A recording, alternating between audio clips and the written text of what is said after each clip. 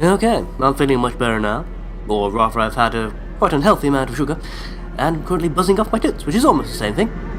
That and the cold and flu drugs I've taken should produce quite a marvellous effect. Either that or I'll kill over and die halfway through this. Either way, it should be entertaining for you lot. Okay. I'm going up and down. It's like living in Wales again. I don't know if you've ever had the misfortune of coming across Welsh architecture, but it's built in hills. For that time living amongst the valleys, you see, it's built into their psyches. And now does not seem like the time for caution, so let's hold down the sprint function, shall we? And engage legged mode. Seems like the only sensible course of action at this point. I'm here for the party! Nobody. Slightly disappointed, not gonna lie to you. Open the pork cutlets and hope for the best. Well, there's a ladder. Well, there's a pork cutlets, but there's a ladder. Nope, let's check the ladder first. Seems like the best of ideas. Just gonna leap it. Almost made it all the way up, which I think is quite impressive for an old guy with only 1 foot. Perhaps that's just me, though. The question does occur. Considering the light here, I'm assuming we tilted on the... yeah. Tilt on the jar full of this compound, and that generates massive sparks of electrical energy and all that, which are used to power the machine. What, in turn, powers the light then? Be my only question. Oh dear. Oh, a sour-looking pigman down there. Sweet and sour pork. That sounds tasty. In the mood for fatty foods now. Actually, after the previous set when I mentioned it, set part, god damn it, when I mentioned I'm in the mood for a nice New York deli pizza with extra bacon.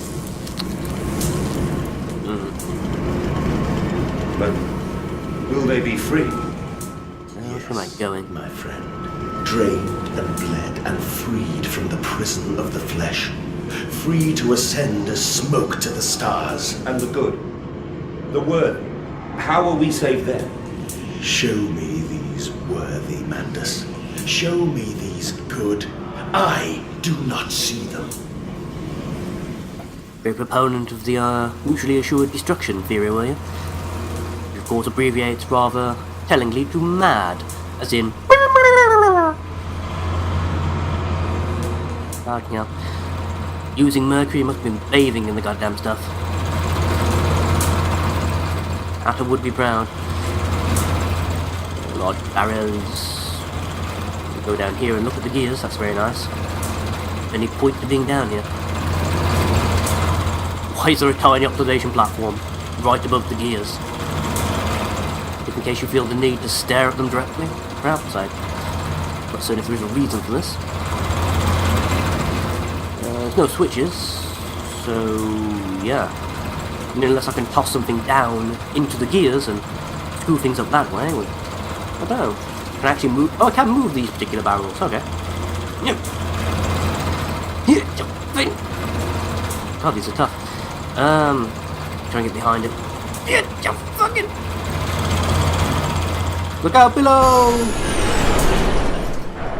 Oh dear. Sorry about that. Except not really. That's what you get for all the exposed gear work, you jackass. Your Aussie does seem remarkably short all of a sudden. I'm not sure what's going on. Had a couple of these things where he seems to be slightly higher than he should be, and now he seems slightly lower. As if the variables for the camera haven't been coded properly. Now there's water everywhere. Why is there water? Ah, okay, I get you. There's water everywhere and I can generate electricity so I can go and kill the pigman. Okay, cool. Makes sense. Admittedly, if I hadn't come up here first, I'd be very confused as to why I flooded the place to no apparent effect, but that should do it. Nope. Or not. Oh, it carried on rotating after I let go. Yeah, persistent physics and all that. Forgot about that. Okay, let's go watch some bacon be cooked. Oh, come on. That's not fair. Can't kill him when he's in the part of the room I can't see him in. Ah. I was looking forward to that as well. After all, him and his brothers have been chasing me around this place. I was going to actually get to see at least one of them die. Ow. Stupid chins. Probably the splinters from my fake foot going into the stump. Nope, that didn't work. Throw the switch, Igor! Oops, did you need that? Nah. Right, I need more buttons, more switches. Switches. Switches, here we go. Now, which ones can I actually mess with? Oopsie! What does this button do?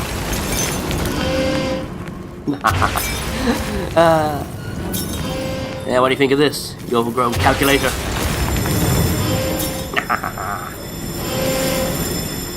Oh, that looked important.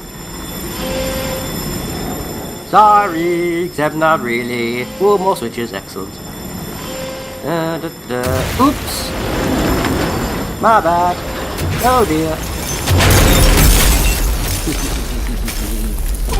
Ow, fuck.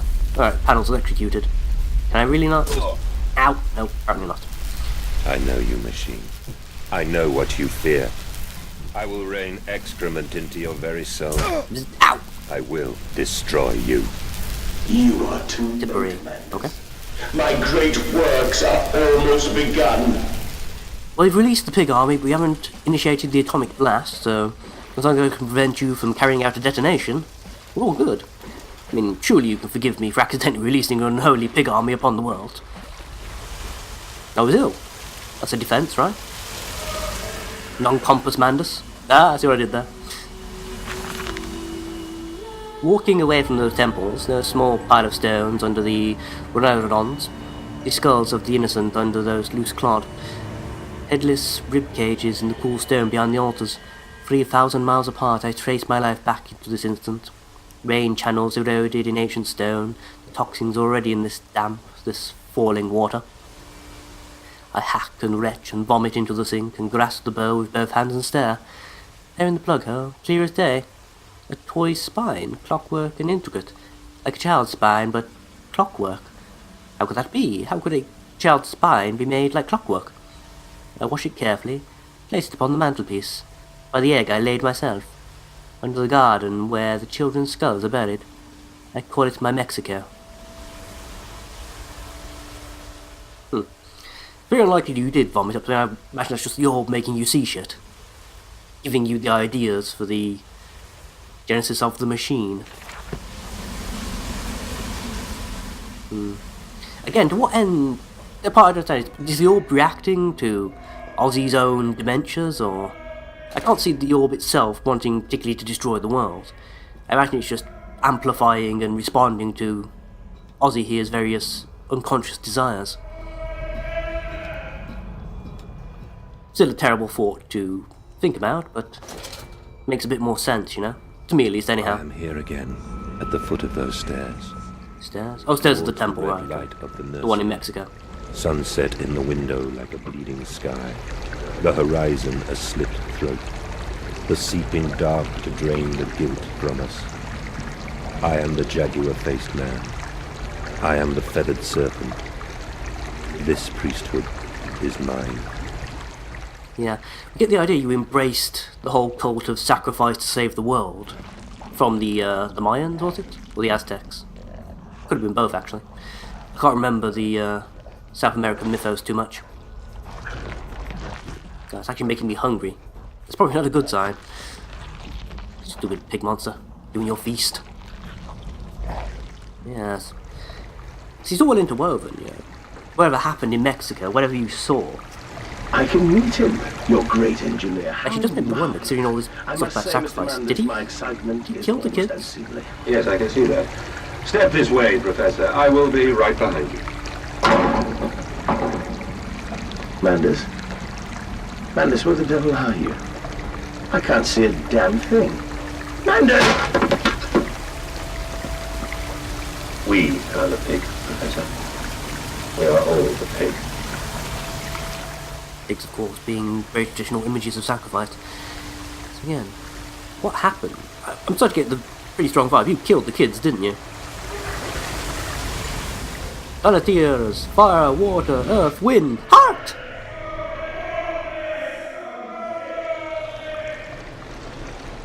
With your powers combined, I have gone batshit crazy. Ozymandias, he's a hero. I climb in stillness now. Blue water runs in my veins, now I am clean.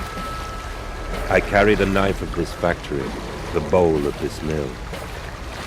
I am come to collect you from your fields and your furnaces. I will gather you into the white clouds. I will gather you to me, and I will take you home.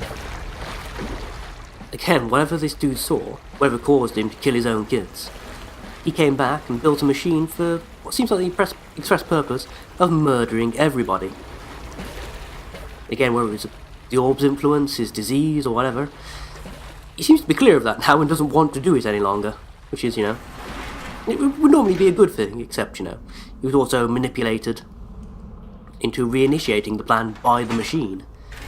The thing has a life of its own now. Which makes sense, again, if my theory about there being a living person at the heart of it is correct.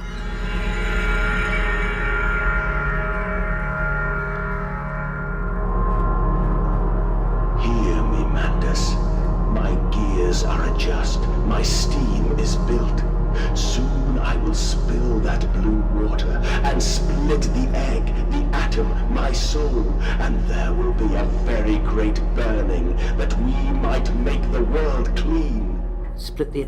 You planning to shatter the orb and use the resultant explosion of power to kill everyone? Me in the blood of your own, I was nothing but rotten architecture. You have made me, and I will make the world. I was right, he killed his kids. Infanticide. Apparently that's the Mandus way. Don't know why I'm checking behind here. Old survival horror, gamer's instincts just coming to the fore for no particular reason. Yeah, I was right. The orb was drenched in the blood of his kids. And from there, essentially the whole thing for the Dark Machine came into effect. I'm still guessing that he saw something through the orb that drove him mad. He killed the kids. His desire to destroy was transmitted to the orb, and that started feeding back the necessary information he needed to build this thing and kill everyone. That's my theory, anyhow. My only question is that where did the orb itself go? Was that installed at the centre of this thing, ready to, go off like a bomb? Of all the blood we have spilled together, the first drops That was unnecessary. of your hands alone. Then I am damned for a filicide, and everything is lost. Filicide? I'm not familiar with that word. Perhaps that's infanticide, but for slightly older children, then?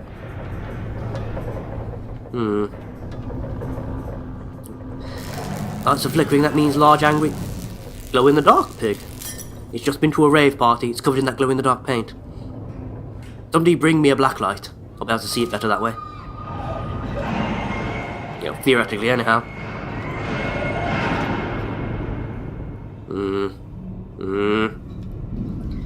She's not good. Oh, you can knock that right off as well. I don't need creepy choir boy singing. Not on top of everything else, please. Thank you. I can open this door, presumably. Yes. But there's also things behind me. Or at least there's a space behind me.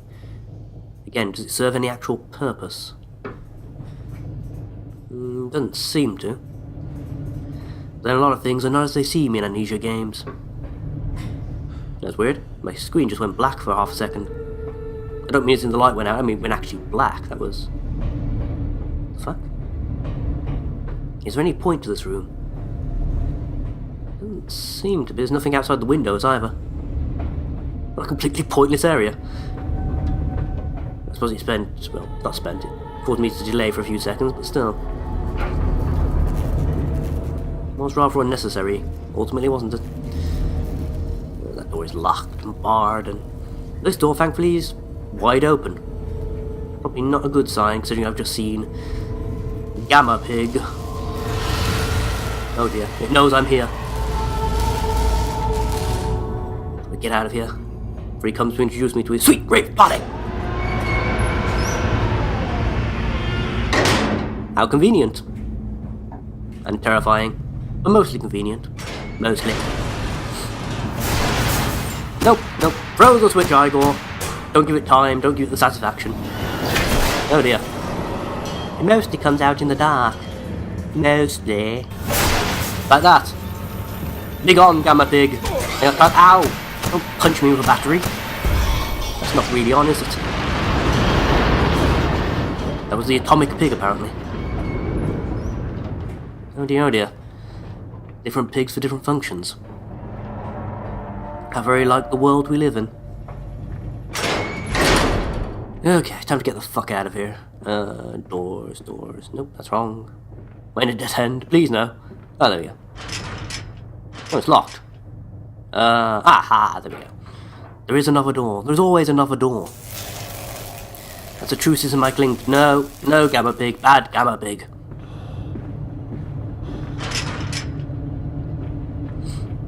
Oh dear. Pressing command. Electrogravitic suppression? What the fuck? You're just making up words now. God damn it, Ozzy. Nope, new map, new area. Let's hope for the best, really, shall we? Or at least not to die too horribly. I'll settle for that. To spare you. I would have given my soul to spare you this world and its loan. Oh, my children. My children. What have I done? What have I become? I will put it right, my darlings. All of my wrongs will be righted. All of my sins washed clean. Again, I get it, you saw something terrible. But what? Memories, they surface like bloated bodies rising from the scum of the Thames. I look at them, covered in the blood of their dead mother, little piglets squalling in their squaddling. And my heart is at once filled with great love, and a consuming hate that I could never have imagined. At that point, my soul split, creating him. Was this the egg of my soul, the moment the great clock began to tick? Is this the only path to redemption, to join us together again, to make myself whole, to close the great circle and take that madman into my heart once more, to forgive him, and myself as well? I think I have another theory. Okay, so I'm guessing, after using the power of the orb, you literally split yourself in half. I am sorry. The part of your heart that hates this world and everything in it is the part we installed at the heart of the machine. Too much for this world.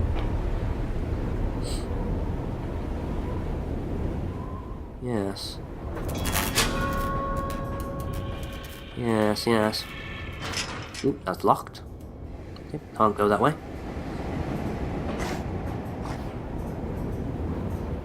So yeah, there must be a twin of Ozzy at the heart of the machine. Beside your misguided crusade, and let me save them.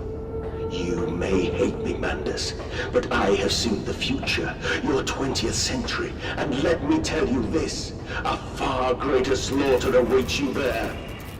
So you're not just my hate, you're also the part of me that saw the future through the orb. For millions fall beneath history, pushed under by blade, bullet, and gas. Blade, bullet, gas. Oh, we're in the late 1800s, aren't we? That means we're what? 10, 15 years away from the Great War, World War One? You saw World War One. That's what's got you all freaked out. Oh dear, that's why you decided to kill the kids. They would have been, what, 9 or so at the time you killed them? Let me count that out. Yeah, they would have been recruiting age at the time the war starts. Oh dear. On the eve of manhood at the dawn of war. That's why you bashed their skulls in and decided to end the world before it ends itself. That's tragic, really. Fucking hell. Except separated from your memory and your hate, all you're left with is the grief of the children lost, and you desire to do right by them one last time, by preventing the destruction of their world. They were the only things left of Lilibeth in this world, and you killed them. How else to put it right? How else indeed? You can destroy the world they came from, which is the option you initially chose, or you can attempt to save it. fuck is that? It's a beating heart in the middle of a machine. Representation, perhaps, of the other part of me? Interesting. Can I not turn these lights on or some such, and oil the thing alive? I'm presuming it's been taken out and kept alive via the Brennenberg compound and such, which I know can be activated using those lights. Ah, ladder. Okay, can get up onto the next level. Do it that way. Fucking hell. You're an unexpectedly complex man, Ozzy, considering you started off almost like a pantomime villain. Your reasoning and your madness are, well, mad, but tragically understandable. Can you imagine what would any person do in the depths of their anger and their grief if suddenly given the power to see the future and the power to change it? Dear oh dear. Well, but we'll turn on the Christmas decorations and hope for the best. Because here... Actually, no, we're up New Year's Eve, aren't we? That's the whole point of the story. Turn of the century and all that. Just before the war starts, you're planning to destroy the world. I will destroy you. Stop him! Stop him! Kill him! It is over. It is time to end this madness. Go, Ozzy. Go, Ozzy, go. Doors. Can I come in here and do something? I was going to turn off the blur effect, that would be nice. Kind of irritating, guys, that's all I'm saying. Absolutely no point to being up here. Apparently not. Well, I've started the self-detonation of the heart. Or at least made it very, very uncomfortable. Maybe I go down there and punch it a few times. Seems like the only sane and rational option left for me, really. As much as there are such things in this environment.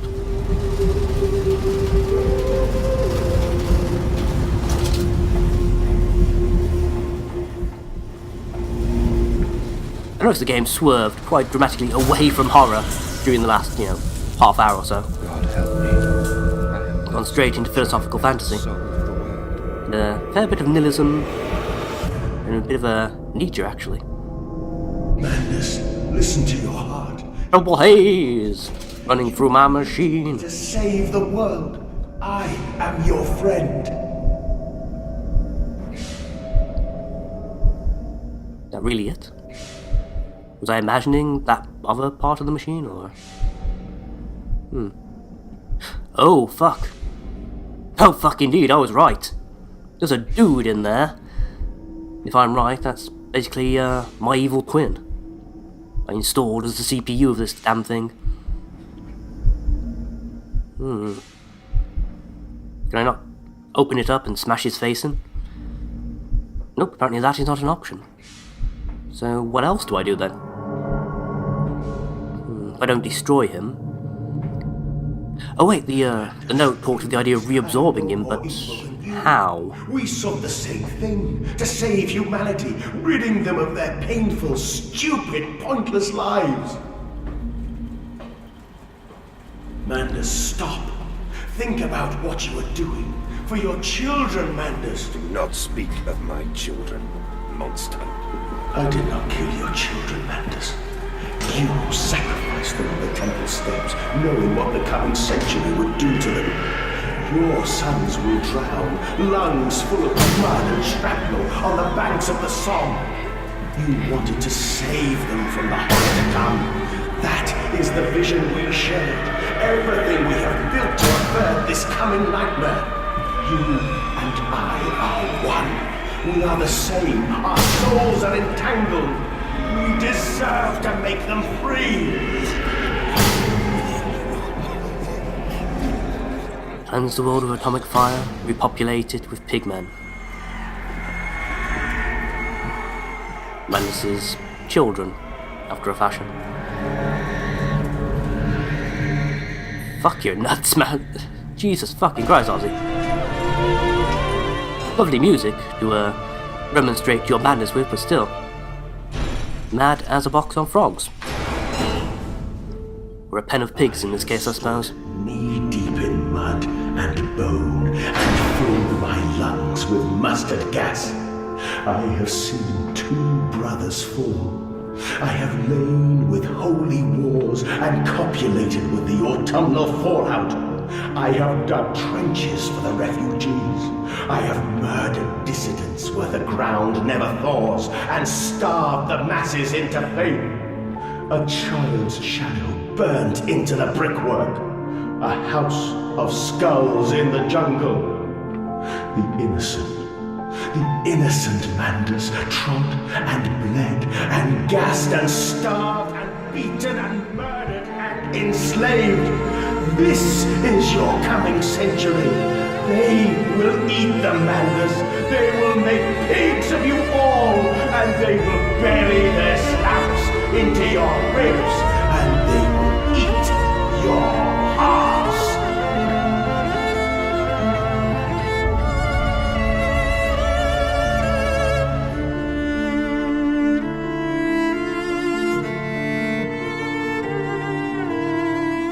Hey boys, I'm home.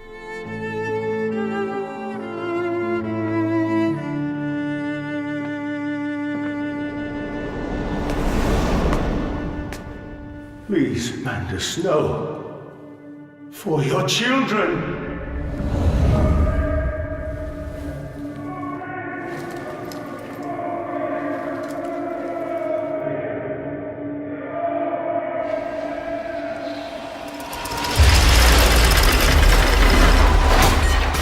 For us to die, friend. We've hurt enough people now.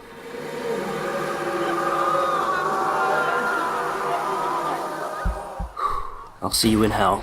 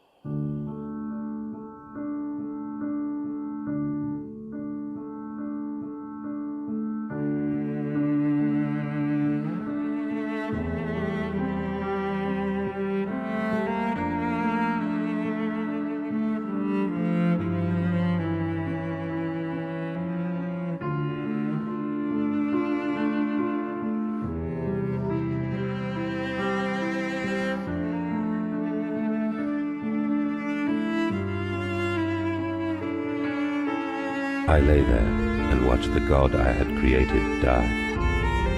At the end, when we were cold as the stone we had hewn his body from, when the lights were nearly all extinguished, we heard, in the silent distance, the man-pigs singing to one another.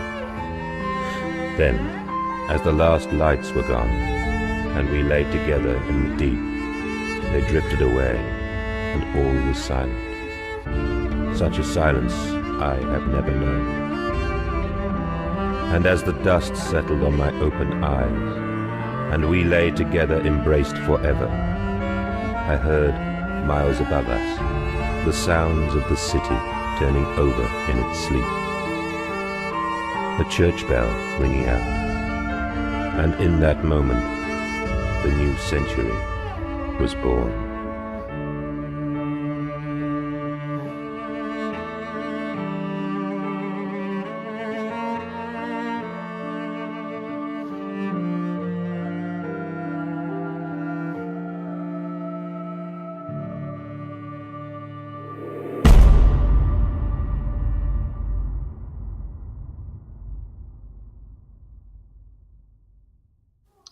Hey there guys, Lazo here. Now, you may be wondering why I've cut rather abruptly from the regular commentary track over to what is clearly a post-commentary review for the end of the game. But quite frankly speaking, the end of the game devastated me. I spent about 3 minutes just weeping softly into a tissue. How could you not? That story, my god. Say, for those of you confused by the story, or those just waiting to see what my summary will be for you to agree or disagree with, as you will. As I understand it, we start off at the beginning there. You have Oswald Mandus, a local butcher of some repute, good standing in the local community, that sort of thing, fairly well off. His wife, Lilibeth, falls pregnant, a joyous occasion for all concerned. However, during childbirth, she has rather a lot of complications, a lot of difficulty when she births twins, rather than a single babe. She dies during the birth of the first, or shortly thereafter the birth of the second. She's insensate for the birth of the second anyway, and as Oswald says, she never even meets the kid, as it were, let alone has a chance to name him or hold him or such. Oswald is there left a single father. Not exactly without resources, of course. He has servants, nursemaids, nannies, all the rest of it. And yet he admits to himself that a part of him can't help but hate the children and blame them for Lilibeth's death, as much as he hates himself for the feeling. And we know that at some point his mind turns to thoughts of resurrection and necromancy.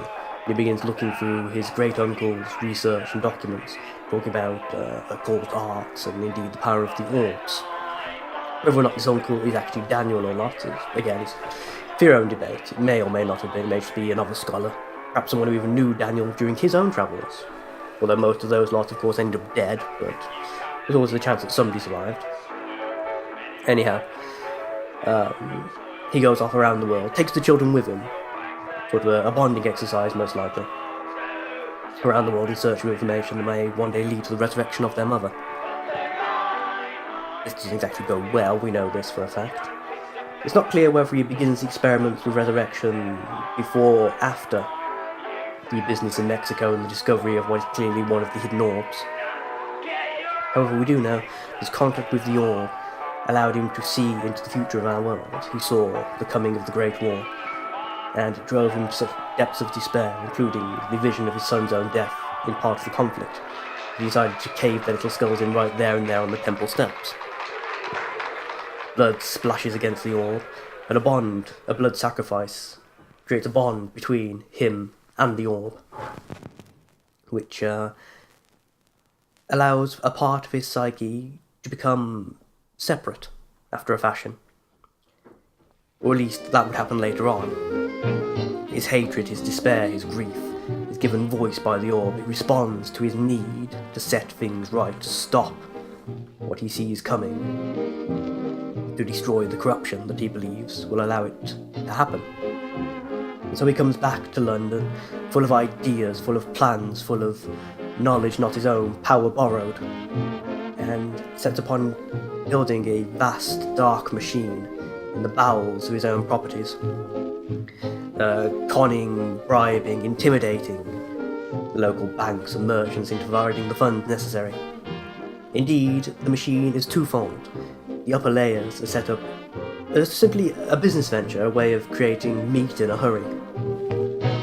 Something that the elves will get on board, something that will draw in their greed, as he says, throughout the course of the game, cause them to invest in their own downfall.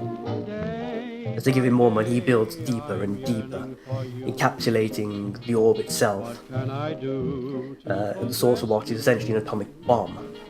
And to run his great machine, his darker self is split physically from him and installed in the heart of the machine as its own processor. When this happens, he loses part of himself. He loses his hate, his drive, his desire to destroy, and also vast chunks of his own memory. He can't record exactly what it was that made him want to build this thing in the first place, and so he sets out to sabotage it, even as his mind falls apart around him.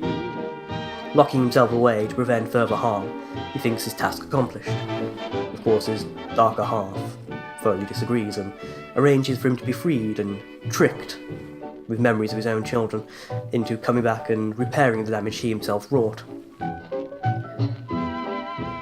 Knowing now that simply destroying the machine will never happen for a start. And indeed, realizing that he's already started it, he's begun the process. And again, destroying the machine wouldn't assist those his resurrection experiments have already harmed, the pig creatures he designed to inherit the earth after he destroys everyone else, the children, as he calls them. They've already been far too wronged, driven mad by his experiments. They will never have a comfortable or worthwhile existence. They are no better off now than they would have been had he left them to be recruited into the Great War. And so, with this tragedy in mind, he seeks to reunite both halves of himself in death, and thus leave the children to this world and to make of it what they will.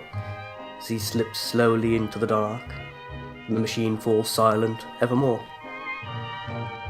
The only thing the game doesn't answer is where exactly within the facility is the orb housed, and what is going to happen to it. That, in my mind, lends credence to the idea there might even be a third sequel to this series. Because I don't imagine that Ozzy's machine will go undiscovered, especially not when people investigate where the pig creatures came from. They didn't exactly go around shutting doors behind them now, did they? No indeed. So, with all this in mind, I anticipate yet another sequel. I don't know if this will actually happen or not, but I'm quite eager to see what happens with this game, and indeed what happens with modifications for this game. One of the things that kept Amnesia going as long as it did was the very active and very thorough modding community.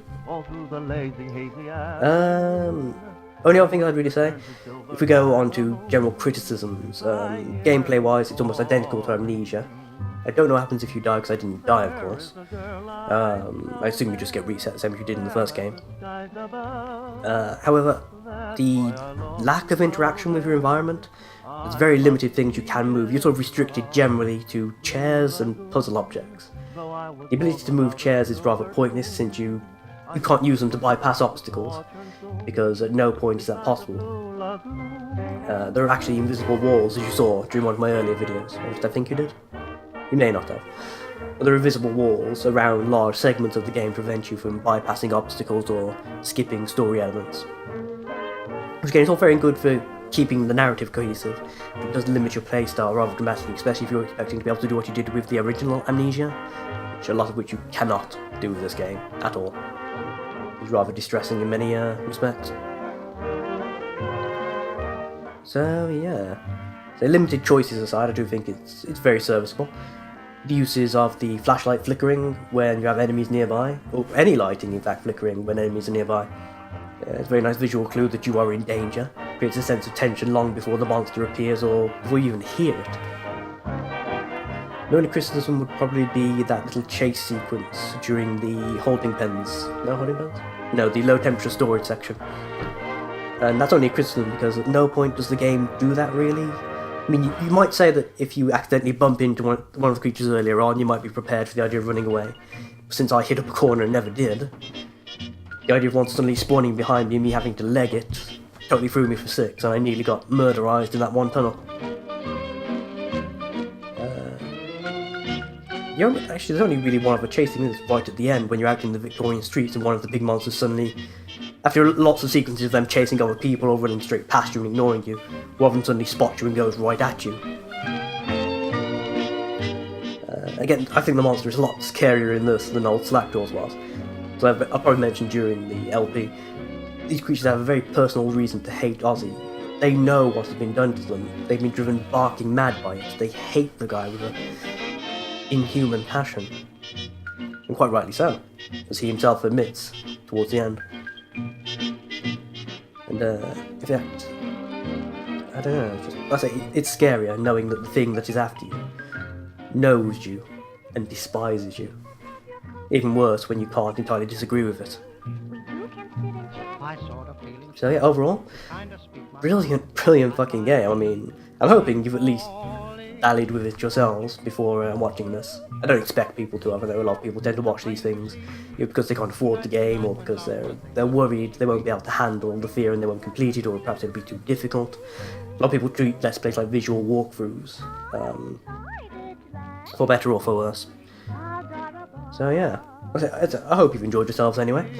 I have absolutely no idea what I'll be doing next. I don't have any other games to play, and I don't actually have any money to buy anything else either. I spent quite a lot of money assisting my little brother getting replacements for various odds and ends.